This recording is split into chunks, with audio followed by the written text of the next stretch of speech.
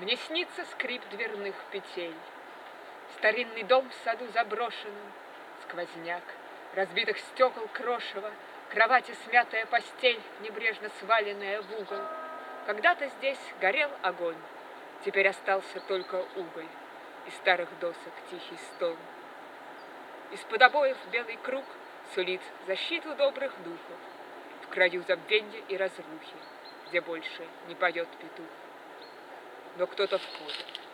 Осторожно, в гнилом полу обходит бреши и, как рассерженную кошку, ласкает пальцами столешницу. Благоговейно, как паломник, толкает дверь. Она скрипит, я оборачиваюсь и больше ничего не помню.